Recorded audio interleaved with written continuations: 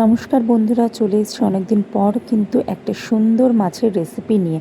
এতদিন তো অনেক রকম মাছ দেখিয়েছি, আজকে দেখাবো বাটা মাছের রেসিপি। চলো দেখতে থাকো রেসিপিটা।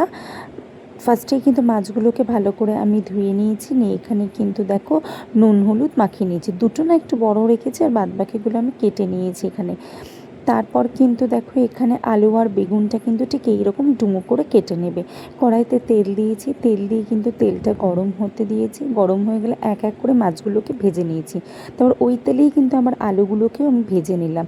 নিয়ে আলুগুলো যখন 80% মতন ভাজা হয়ে যাবে, তখন বেগুনগুলোকে দিয়ে ভেজে নেব। নিয়ে আলু বেগুন দুটোকে কিন্তু আমি তুলে রাখবো। এবার ওই তেলের মধ্যে কিন্তু দিয়ে দেবো আমি কালো জিরে ফোড়ন। আর এখানে একটা পেস্ট বানিয়েছি, এর মধ্যে কিন্তু রয়েছে কাঁচা লঙ্কা, গোটা জিরে, আর হচ্ছে কালো সর্ষে ভালো করে কিন্তু, আর রয়েছে আদা দিয়ে কিন্তু, আর টমেটো দিয়েছি, দিয়ে পেস্টটাকে তৈরি করেছি। এবার ওই পেস্টটাই কিন্তু এর মধ্যে আমি দিয়ে দিলাম, দিয়ে অনেকক্ষণ কিন্তু নাড়িয়ে নাড়িয়ে এটাকে করতে হবে। আমি ওখানে কিছুটা টমেটো পেস্ট করেছি, আর কিছুটা কিন্তু এখানে কুচি করা টমেটো দিলাম।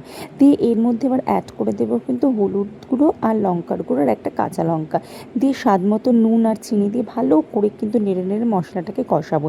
এবার আমি দেখো এখানে কিন্তু অনলি আলুগুলোকে, যেগুলোকে আমি ভেজেছিলাম, এই আলুগুলোকেই কিন্তু আমি এখানে দিলাম। দিয়ে মশলাটাকে কষালাম। তারপর কষানো হয়ে যখন তেল ছেড়ে দেবে না, তখন বেগুনগুলোকেও অ্যাড করে ভালো করে কষিয়ে নেব। কষানো কমপ্লিট হয়ে গেলে কিন্তু এখানে আমি জল দিয়ে দিয়েছি পরিমাণ মতো। এবার ঝোলটা যেই ফুটে উঠবে, উপর থেকে একটুখানি ধনেপাতা ছড়িয়ে দেবো, দিয়ে কিছুক্ষণ ফুটতে দেবো। তারপর কিন্তু যেই ধনেপাতা দেওয়ার পর ঝোলটা ফুটে উঠবে না, এক এক করে যে মাছগুলোকে আমি এখানে ভেজে রেখেছিলাম, এই মাছগুলোকে কিন্তু আমি এখানে এক এক করে ঝোলের মধ্যে দিয়ে দেবো।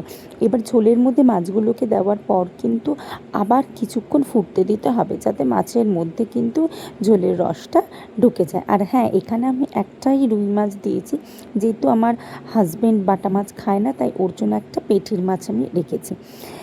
তো যাই হোক, এবার কিন্তু ঝোলটাকে একটু ফুটতে দিতে হবে।